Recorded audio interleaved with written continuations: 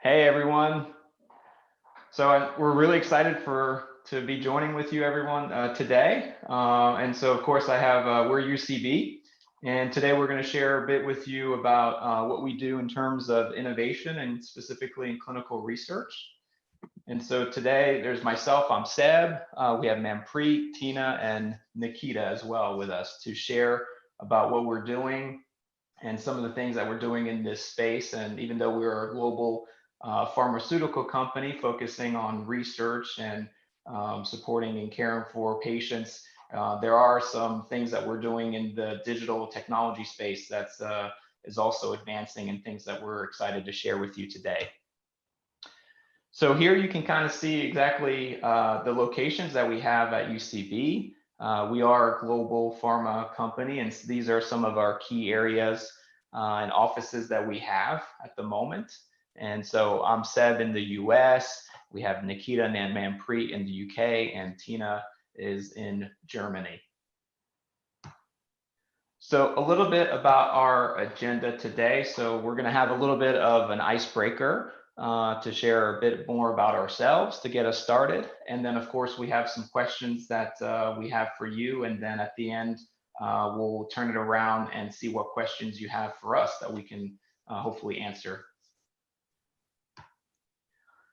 All right, so let's get it started. So what we'd like to do is to see, if you can guess who each one of these are. So here we've given you a list of A, B, C, and D in terms of things that we do or like or have passions about. And if you all can guess in terms of who you think each one of these. And so we have A, someone that likes Harry Potter, somebody that actually is near Kate Middleton's grandparents and that likes bike riding. We've got B, they own a real life donkey named Hansi, loves tabletop role-playing games and can program websites.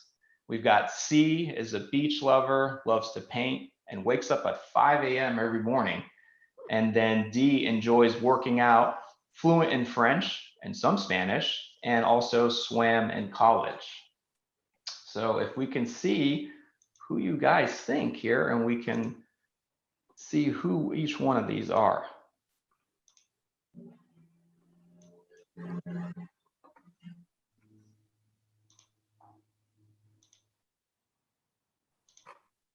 And actually, I'm sorry, I can't see the responses.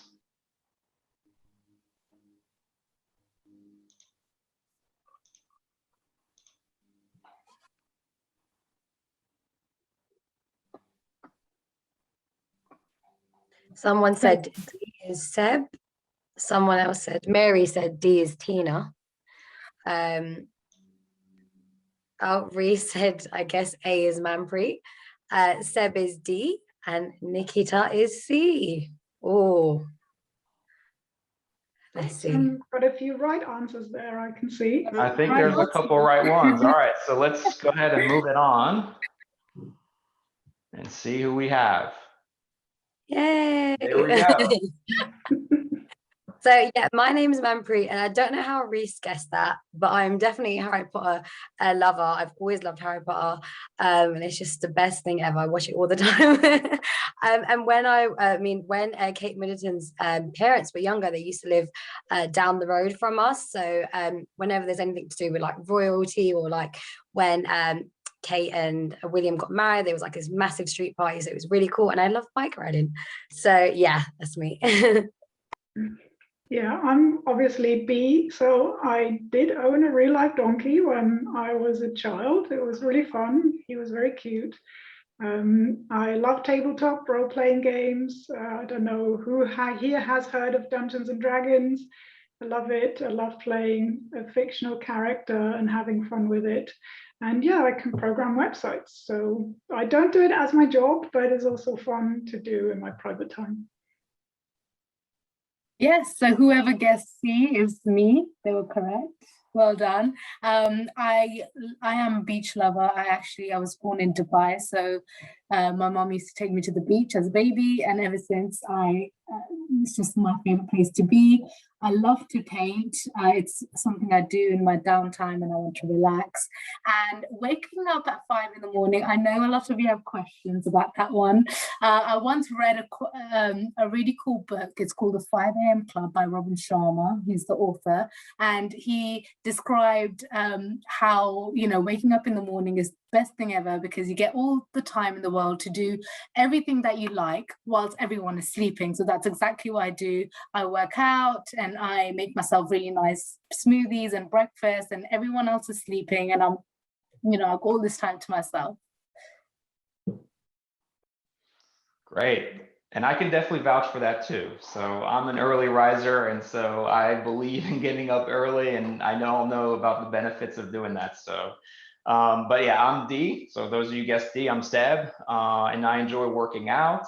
And I think part of it is because I swam in college, and just kind of, it's been embedded in terms of my life early on. And so, even post-college, I've kind of continued to just love enjoying exercising, trying new sports. Even if I'm terrible at them, I still enjoy, going and trying new things in that space as well. And I am fluent in French, and sometimes, depending on the time of day, I can understand some Spanish and speak of it depending on, the words that are I can understand and go through there. So that is me in a nutshell. Seb, someone's asking, where do you swim, or where did you swim? So I swam in college at the University of North Carolina here in Chapel Hill, so in the U.S. And so I actually started. Actually, I used to live in New Jersey, so I started there, and then throughout high school, and then had the opportunity to do this in college. Since college, I don't do it as much. I know it's really great exercise, but where I'm located, there are a few pools that I can kind of get into, and so that's kind of what I do at the moment. Yeah.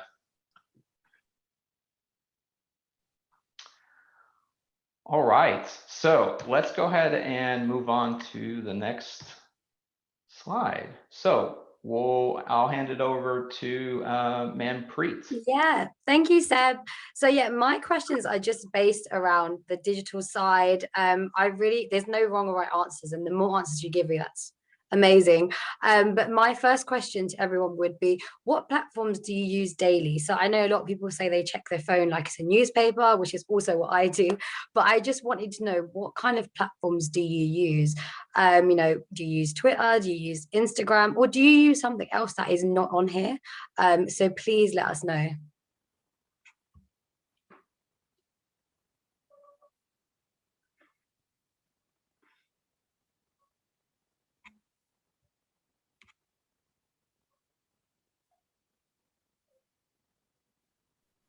And I believe there's a poll for this on Mentimeter, correct?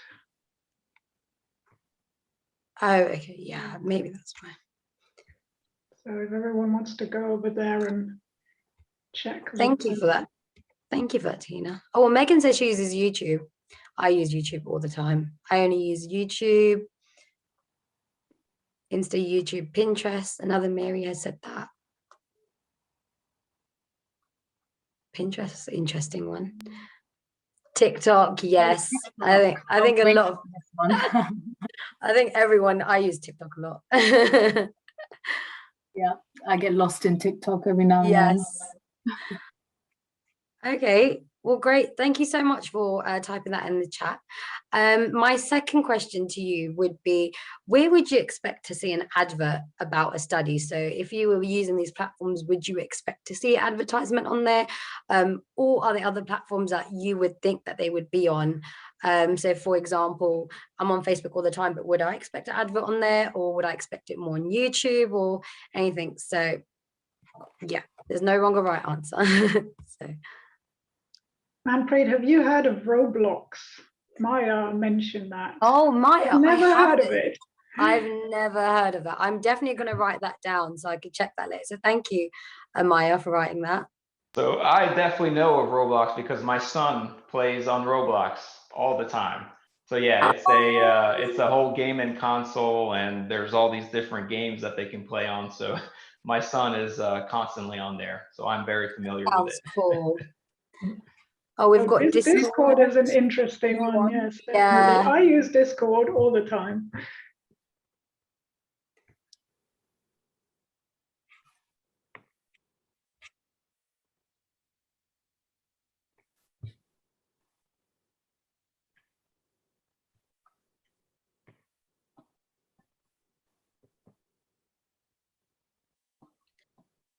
It's not a great platform for professionalism, though, Josie said.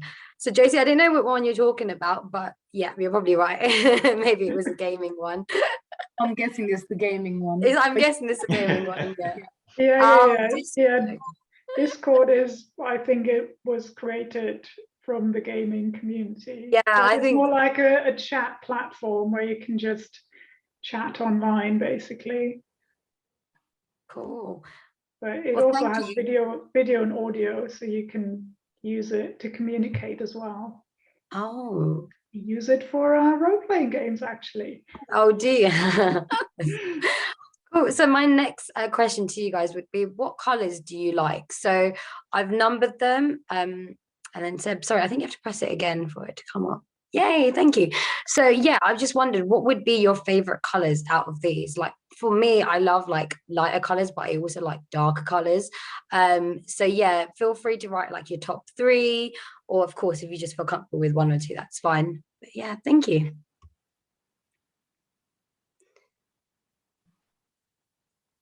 Oh, we got it. Someone's in number 1. Oh, Megan said blue, purple, black. That's a really nice palette you got there. Blue is popular, I can see. Yeah, that's good. 4, 5. Josie said red, black, orange. Nice. Very gothic. Very gothic, yeah. Yeah. That's funny. Ben said 1, 3, 5. Nice. I love light colors as well. That's a lot of different varieties. Yeah. If anyone can agree on anything. Oh, 4 Hannah and 5 is winning. 4 and 5. Yeah. Oh, okay. Cool. Okay, that's really interesting. It seems like darker colors, are not winning in that, but fantastic. Thank you so much, guys. And then my next question would also be about colors, and it's about the color groups. So here's a few kind of different color groups. So just tell me what groups you like, and even if you like just one group, please let me know. But again, yeah, there's no wrong or right answers. And to be honest, I like all the colors. My favorite colors are rainbows. So D and E. D. Said Oh, D. very Oh, good. nice. C and D. Maya said B and E. Layla said B, D.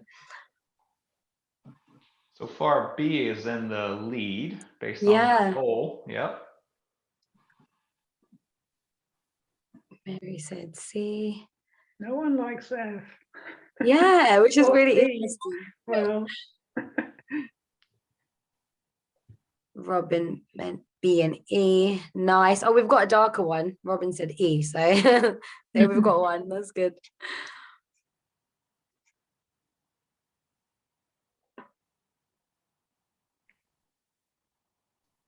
Cool. Okay. yeah. Thank you. B is our winner. Yeah, I think it is. So my last question to you guys would be, what would your image group that you prefer? So we've got the purple group, we've got the orange group, and then we also have the blue group.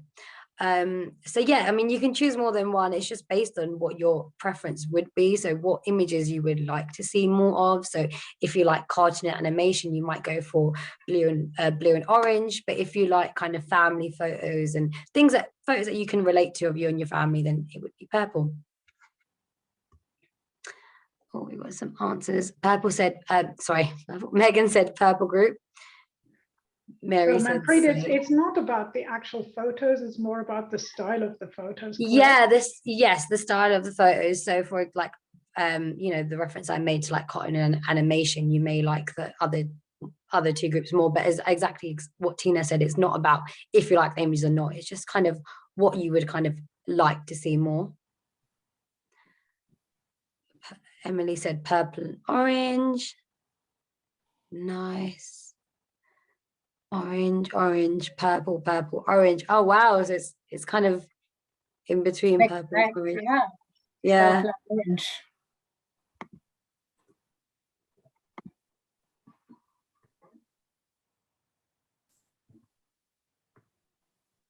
Yeah, the poll, I think purple is winning as well.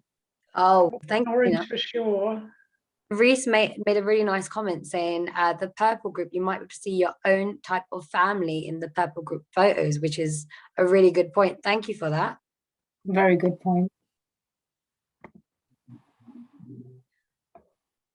Great. Well, thank you so much for all your answers. It's been really lovely hearing what you all think. So yeah, thank you. Right, yeah, and then we would like to move on a little bit more into talking about clinical studies. And we wanted to start this off with just quickly outlining what typically happens in a clinical study. Some of you or a lot of you may already know this, but we wanted to make sure that everyone understands it. So when you join a clinical study, what happens is that study participants, so people that go into the study, need to be examined by a study doctor to see if they are suited to participate in the study, because not everyone can join. There's certain criteria that need to be met in order to be able to enter the study.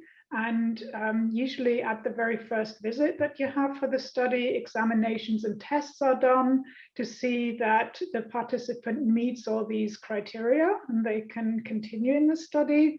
And then there's also something we call informed consent process, which basically means that someone from the study side, so it could be the doctor or could be the doctor and nurse or someone else from the team, talks to you about what happens on the study, what are the risks, what are the possible benefits, what do you have to do, what does it all mean, how does the study drug work, and what can the study drug do, how is it administered, and all of that. And then you have to also read an informed consent document that will explain everything that you've just been told. And then you and the study doctor have to sign this document so that it's mutually agreed that you want to be in the study and you want to participate and you've understood all of what the study is about. And if you're a child, then you would make that decision with your parents or your guardians, and everyone would sign the document. It also depends on how old you are, so this could be a bit different. And then the participants, if they continue on the study, they need to attend regular study visits. This could be different from study to study. So there are long studies or short studies with lots of visits or with just a few visits. Could be very different. And what happens at these visits is that the doctor has to see if the study treatment had any effect. They also want to check how you are doing, what is happening while you're on the study. Do you have any side effects? How do you feel? Do you have any symptoms and all of that?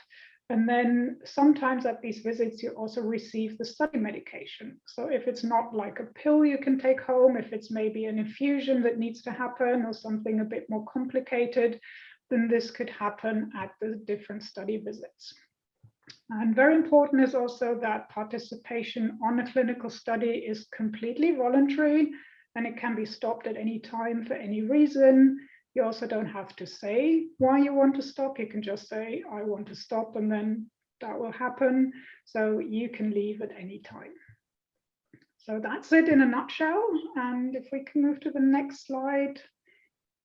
We wanted to ask you a question, and I believe we also have a poll for this, if I'm not mistaken. So there's a 3-letter word, DCT, which stands for Decentralized Clinical Trials or Virtual Clinical Trials. So we were wondering, have you ever heard that, or can you guess what this is?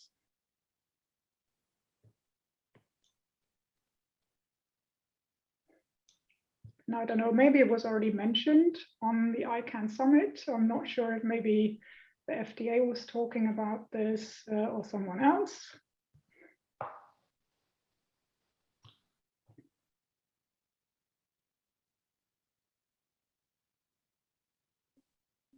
Megan has answered saying maybe a sort of therapy. I have no idea. Getting a vaccination through Zoom. That would be interesting. I wonder how that would happen. Painless.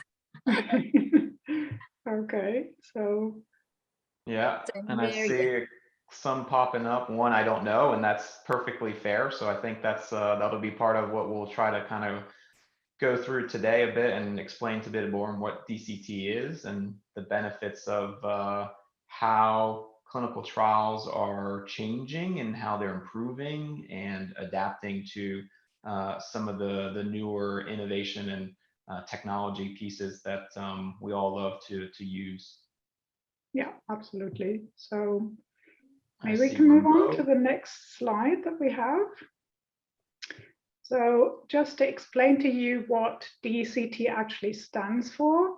So this is a research study that allows participation in one or more visits away from a physical study site.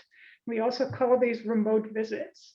So I would say, you know, back a few years ago, and especially before the pandemic, before COVID hit, most clinical studies would require that you went to see an actual doctor at a hospital or at your doctor's practice. So you would go somewhere to have your study visit. But this is now changing quite a lot. And I think the pandemic has really fastened this process or quickened this process. So what can happen at a virtual study or at a decentralized clinical study is that you could have a completely virtual study where you don't have any visits at a physical study site. So you only have the visits via telemedicine, which means you have a call, a video call, or a phone call with your study doctor, and it all happens virtually with a computer. And you have every visit is virtual. What can also happen is that you have what we call a hybrid model with a virtual site. So you could have different patients that do the visits differently. So patient one could have the visits all virtually and all via telephone or telemedicine. And then another patient could have the visits at a physical study site and they don't do any virtual visits.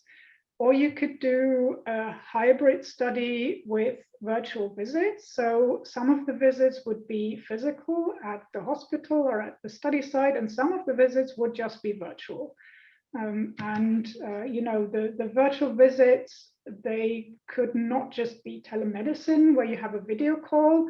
It could also be that someone is coming to your home, like a mobile nurse who is doing some assessments that need to be done, you know, like measuring your blood pressure or looking at some rash you may have or looking at your symptoms and doing some of the assessments. But we still call it virtual because you don't have to go to the study site. It all happens at your home or even at your school or at work, depending on where you really are at the time. So I hope that I was able to explain this. If you have any questions, feel free to ask them, and I would pass on to the next slide. Regina said that she's had a few virtual visits, so I'll be quite interested to know what kind of virtual visit you had, Regina, and how you found it. But now that we know what DCT is, I am going to speak about home visits. And home visit is when a home health nurse would come to the patient's house to carry out all of the procedures and all of the activities that would typically happen or take place in either clinical sites or at hospitals. So you don't have to go in to the hospital or the clinic. So in that case, I would now like to ask you, and this should be the next question on the Mentimeter, and the question is, how would you feel about a nurse or a doctor coming to your home?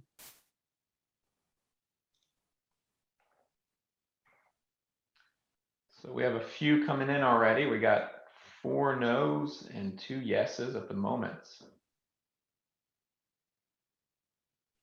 You know, we've asked this question to other patients as well that we've talked to, and I think there's lots of different opinions on this. Some people say, I don't like having someone coming to my home because then I have to clean everything, and it's weird to have a stranger in my house. Other people have said, I love it because I don't have to go out and I don't have to travel. So I think there's a lot of different views, and we'd love to hear what you think about this. Yeah, we've got some responses already. So something that they would feel more safer at home, and hospitals are sterilized. So that's a fair point. And some said that places like hospitals are far, and so this could be beneficial, which is again a very good point, which is why these facilities exist. Yeah, so Catherine said it gives access to different treatment options for people living outside of large cities, which is very true. Thank you for your responses. So if a nurse was to come to your home for a visit, what would you not like about it? So I think you would like the fact that you don't have to go to the hospital, but would you be uncomfortable about the fact that there's a stranger in your home, like Tina mentioned? I would love to know your thoughts.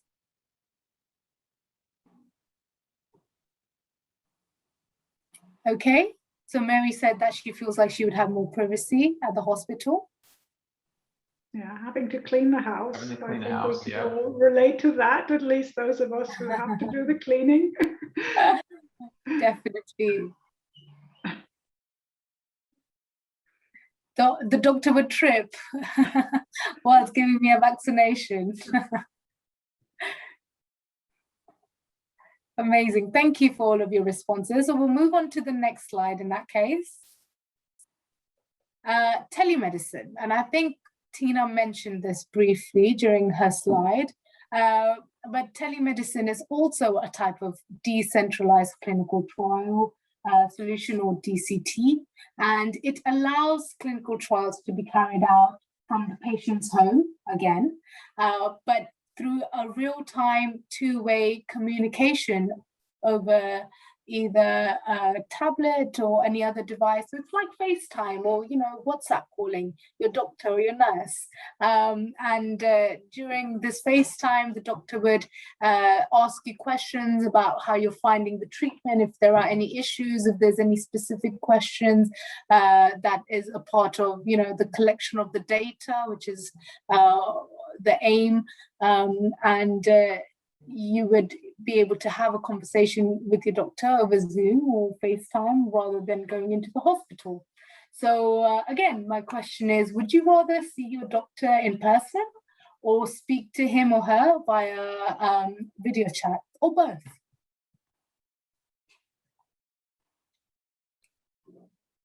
Yeah, we got Megan already saying I'd rather do it in person.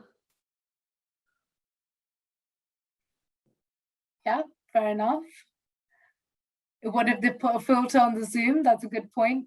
I don't think the telemedicine is exactly like Zoom, so I don't think you'll be allowed to put a filter on. Having the option is good, yeah.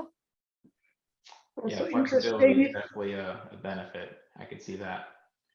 Would you have thought about this differently before the pandemic, maybe? Mm-hmm. I think a lot of people got a lot more comfortable with technology and video calls during the pandemic. Yeah. So probably if we had asked you this 2 years ago, your responses might have been different. That's true. And someone said that they wouldn't have to drive 2 hours to see us to see their specialist, which is a good point. So just latching on to that comment, my next question is, how comfortable would you be if the whole clinical study, every single visit in that study was virtual? You never had to go in to see the doctor, never had to go into a hospital. How would you feel about that?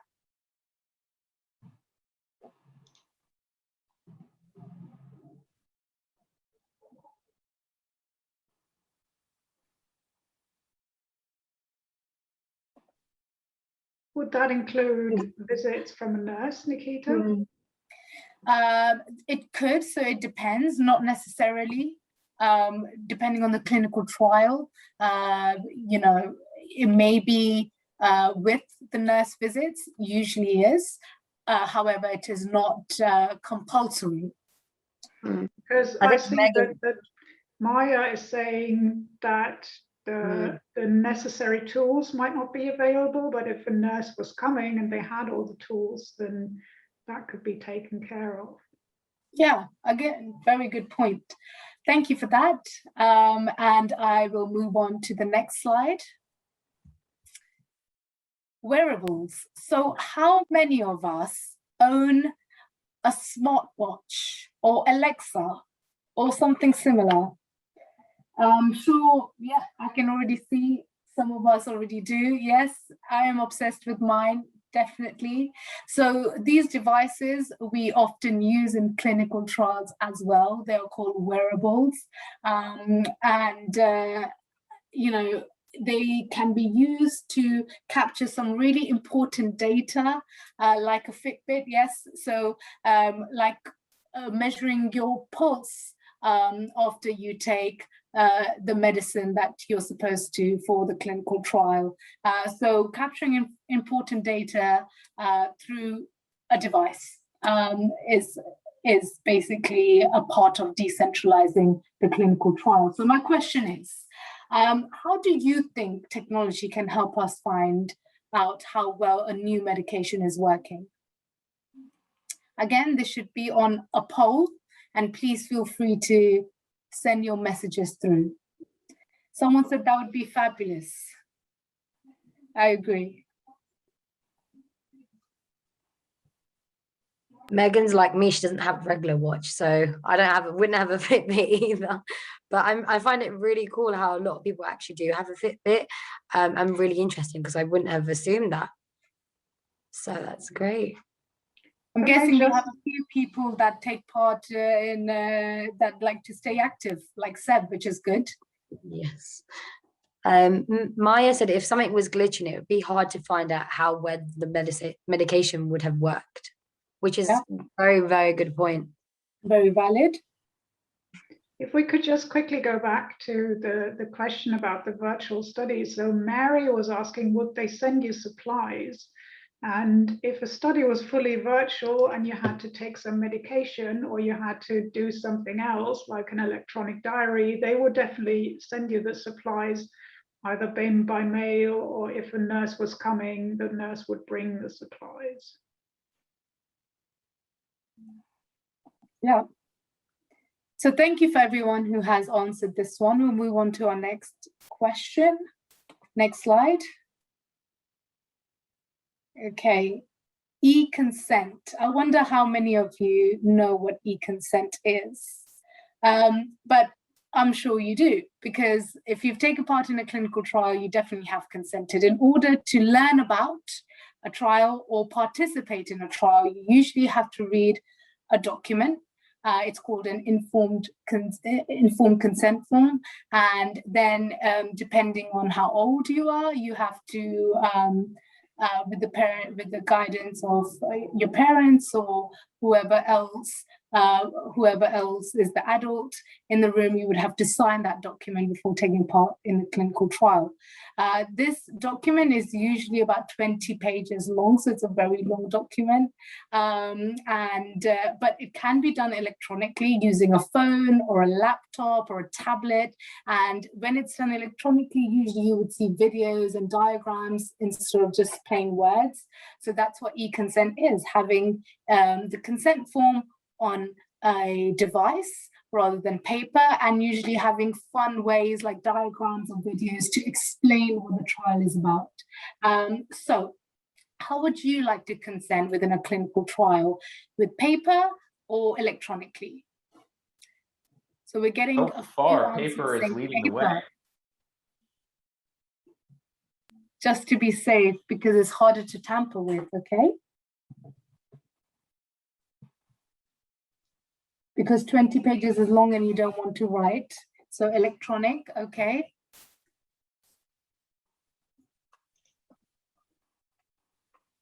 Lots of people loving the paper. Yep, we have paper still leading the way. It's close. And some, of course, don't mind either or. Yeah, some would like to take home a paper copy as well, which is a really good point. But, you know, might be possible to get a printout from the electronic. You can definitely get a printout. You also get it emailed to you sometimes. Yeah, exactly. I mean, I think that's something that's part of this, right, in terms of the whole consent process, is that it explains everything in there, and then you do have the ability to take it home. So part of some of the requirements in this space is for the patient to always have access to the informed consent form, whether it's electronic or paper, after they've actually consented as well. So correct. And I guess in some ways, and this is just me being an environmentalist, but in some ways it's better for the environment because we're saving paper. So it has pros and cons. Thank you for all of the responses. And I will now hand over to Seb. Okay, great. So perfect. So based on everything that has been shared today and the overall kind of high level components of virtual trials and DCT and some new innovative ways that that clinical trials are progressing, UCB is also partaking in this path very seriously, and we've created our own internally developed solution, which actually is called MyUCB, that you can see here. And really here is, this is just an entire digital platform for patients that offer similar capabilities that was shared today. And so we really feel an onus here in terms of, and a responsibility to ensure that, you know, what we're doing and what we're delivering, and, you know, how we work and participate with different patients around the globe in this setting and many other different settings, that we're listening to what you all have to say and incorporating that through an internal development technology that we've built on behalf for our patients. And so we are definitely continuing to grow this platform and this solution, and, you know, really looking at offering these and expanding these capabilities and bring it to even furthering, depending on the different therapeutic areas and the different patient populations and the global reach of this platform. So we just wanted to share that we're excited, and that this is something that we're very passionate about internally, and that we'll continue to further this platform and incorporate some of the newer technologies well beyond this. So I definitely wanted to share a bit about what we're doing within the technology space. And with that, we are at the end of our presentation. So I think what we wanted to do now is kind of open the floor for any type of questions for us via the chat, and then we'll be glad to answer that. I think we still have a few minutes that we can open it up for questions.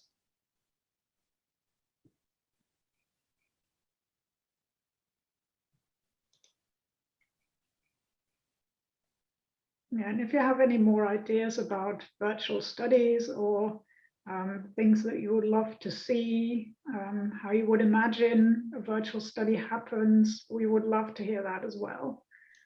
Because, you know, we obviously we are doing clinical studies for some of the medications we're developing, and we always try to make them better for the patients and easier for the patients, and especially for children. We feel that it's really important that, you know, it's not too hard for you, and that we can make it as easy as possible for you.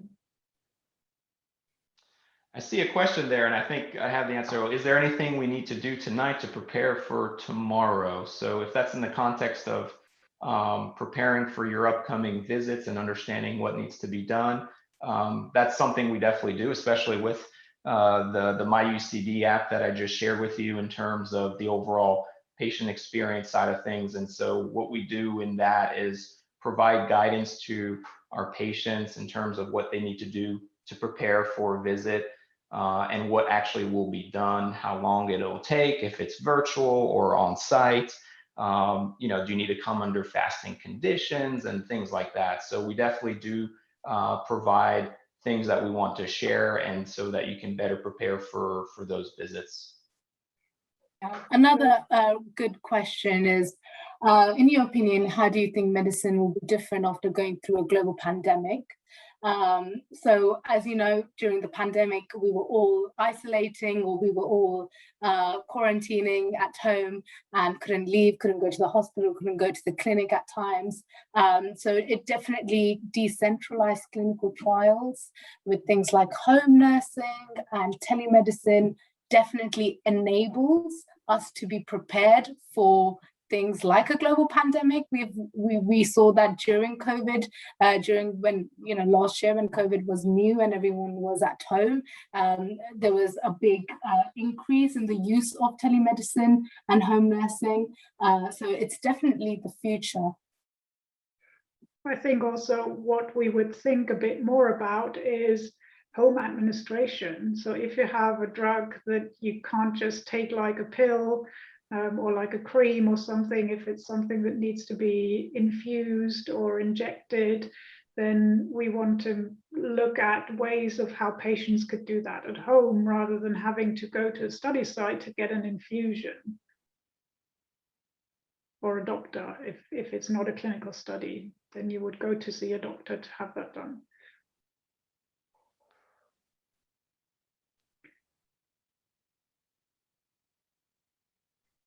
There's also a comment from Megan to say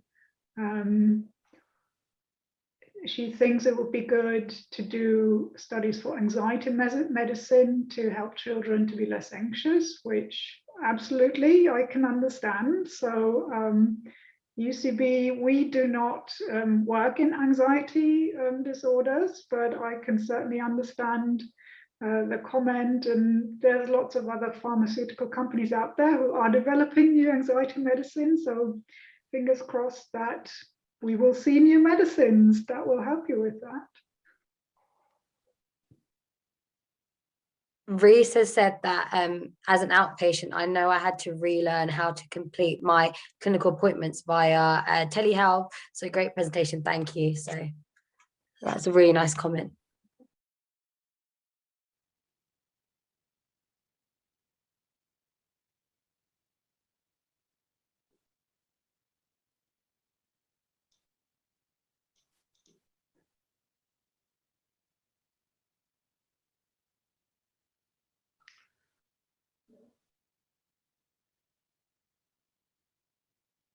And Megan says she draws like a tarantula having a seizure. I want to see her art.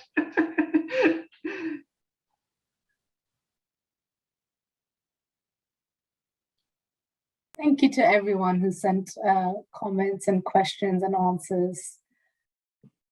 How long after a study does it take to see the results? That's a really good question. And it usually takes quite a long time, because even if you were if let's say the clinical study runs for 2 years, and you were in the study at the very beginning, we need to wait until all the study patients have finished with the clinical study before we can analyze the data that was generated.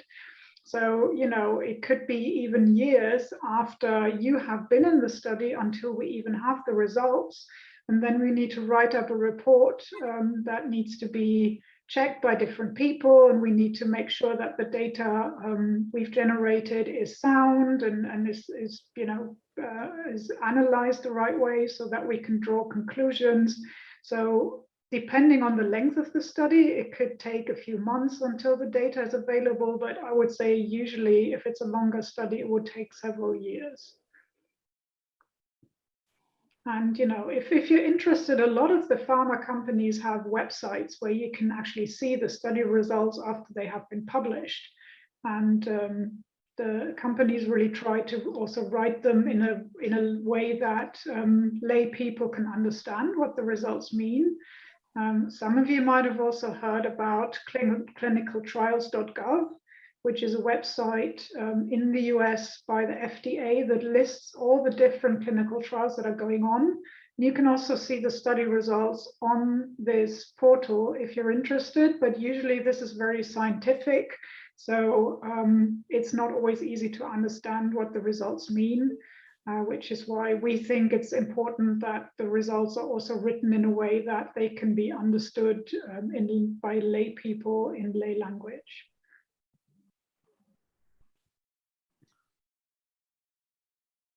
And actually, maybe we can end up on this question. So, what's your favorite part of working in this field?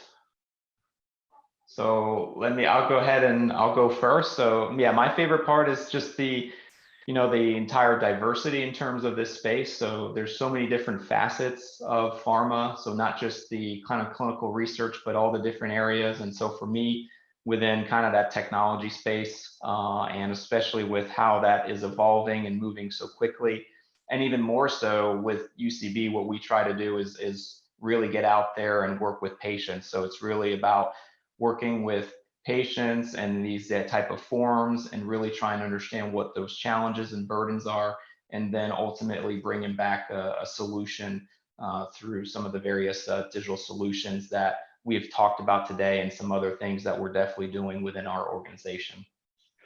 Yeah, one of my favorite parts is when we do the clinical studies. Obviously, you never know what the results are going to be, and sometimes it happens that the results aren't positive, or that the results aren't showing what we hope they are showing. But my favorite part is getting really excited when a clinical study has a positive result, and we know that the drug we are developing is working, and that it could be a solution for patients in the future, and that what we're doing is actually helping people. So that's always really exciting when we get positive results, and when we get some of the drugs that we're developing to be approved to be used by everyone, and not just the people on the clinical studies. Definitely. Yeah, same. I would just reiterate what Seb said. It's constantly evolving, and just to see new technologies and how they are helping patients around the world take part in trials and get better and feel better, that's very reassuring.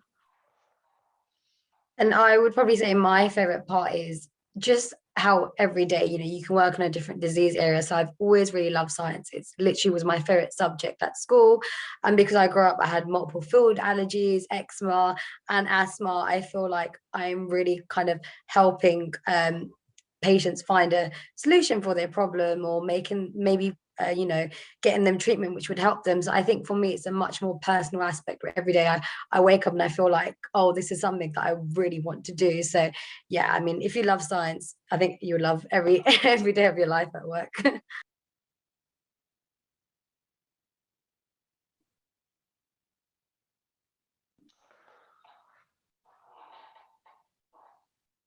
All right, so I think with that, we will end it there. So once again, thank you everybody for participating in this. We're happy that we could share a little bit about what we're doing, and hear some of the questions and some of the answers and the feedback. So we really appreciate it, and hope you guys enjoy the rest of the summit, whether it's today or throughout the next couple of days. And we look forward to being back with you again. Thank you so much, everybody. Thank you, everyone. Thanks, guys. Bye-bye. Bye.